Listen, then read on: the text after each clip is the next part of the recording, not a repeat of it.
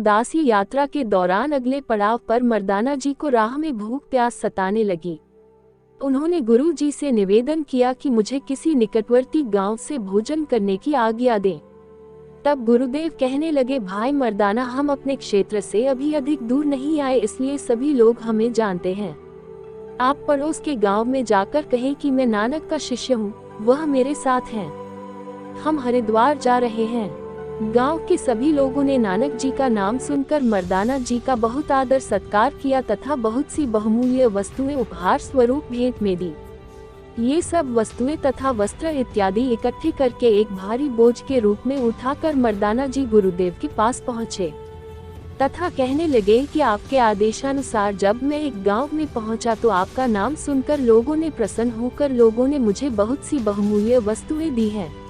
इस पर गुरुदेव मर्दाना जी की अल्पबुद्धि पर हंस दिए तथा कहने लगे, मर्दाना जी आप ही बताएं, हम इन वस्तुओं का क्या करेंगे? अगर हमें वस्तुओं से ही मोह होता तो हम मोदी खाने के कार्य का त्याग ही क्यों करते? क्या वहाँ पर हमें वस्तुओं की कमी थी? मर्दाना जी, वह तो ठीक है, किंतु ये साहस मुझ में नहीं है कि मैं इन अमूल्य प्यार भरे उपहारों को यहाँ फेंक दूं। नानक जी, ठीक है, जैसी तुम्हारी इच्छा है करो, परंतु हमें तो आगे अपनी मंजिल की ओर बढ़ना है। मर्दाना जी गुरुदेव के पीछे पीछे चल पड़े, परंतु शीघ्र ही थक गए, जिस कारण गुरुजी को रोकने के लिए आवाजें देने लगे। तब गुरुदेव ने कहा, भाई मर्दाना, अभी भी समय है, माया का मोह त्यागो, इसे यहीं फेंककर सरलता से हमारे साथ चलो। परंतु मर्दाना जी ने बुझे मन से कुछ एक निम्न स्तर की वस्तुएं वही जरूरतमंदों को बांट दी, किंतु कुछ एक वस्तुएं बचाकर फिर से रख ली।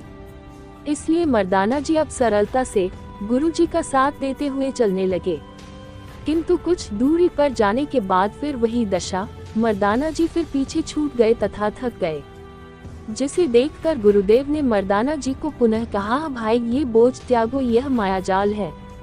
इस प्रकार गुरुदेव ने उन्हें समझाते हुए कहा, भाई मर्दाना, वास्तव में ये संसार इस माया का बोझा ही सिर पर बिना कारण उठाए घूम रहा है, जिससे वह कदम कदम पर थकान के कारण परेशान है, परंतु मोहवश उसका त्याग भी नहीं कर पाता और जीवन के सफर का आनंद भी नहीं ले पाता। वास्तव में आनंद तो माया मोह के जाल को तोड़कर उसके त्याग में ही है। मर्दाना जी, आप ठीक कहते हैं, परंतु मैं अल्पज्ञ हूँ। आप कृपा करें तो मैं सब समझ जाऊंगा, किंतु ये बताने की कृपा करें कि बिना माया के निर्वाह कैसे संभव है। नानक जी, भाई आपने बात को ठीक से समझा ही नहीं है। मेरे कहने का तात्पर्य यह है कि व्यक्ति अपनी आवश्यकता अनुसार ही माया का उपयोग करे। माया को संगत करना है, उसका गुलाम बनना है। जैसे कि आपने बिना आवश्यकता के वस्तुएं सिर पर उठा ली थी, जबकि आपने आवश्यकता अनुसार नए वस्त्र धारण कर लिए थे, उसके अतिरिक्त वहीं पर त्याग कर चले आना चाहिए था। नए वस्त्र धारण करना यह आपकी आवश्यकता थी, परंतु ये बोझा तो केवल लालच था, तृष्णा थी, जो कि आपको दुखी कर रही थी।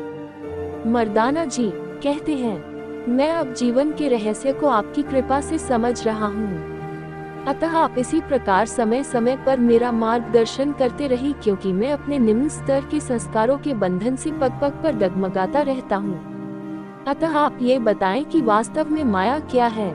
नानक जी कहते हैं, भाई वह सभी सांसारिक वस्तुएं माया है जिनको पाने के लिए मन में लालसा उत्पन्न हो।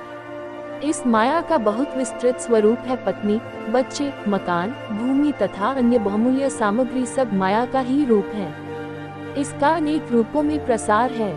तात्पर्य ये कि वह सभी कुछ माया है जिसे प्राप्त करने की हम इच्छा करते हैं। यदि हम इसका उपयोग आवश्यकता अनुसार संतोषी होकर करें तो यह मनुष्य की दासी बनकर उसकी सेवा करती है, किंतु हम तो बिना आवश्यकता केवल लोभ लालच में अंधे होकर इसको इकट्ठा करने के लिए भागते हैं, जिससे हम दुखी होते हैं तथा हमारा जीवन कष्ट में हो जाता है, क्योंकि तृष्णा की तो कोई सीमा नहीं है। नानक जी की यह बात सुनकर मर्दाना जी को सच्चे मार्ग का ज्ञान हुआ और गुरु जी के चरण मस्तक हो गया।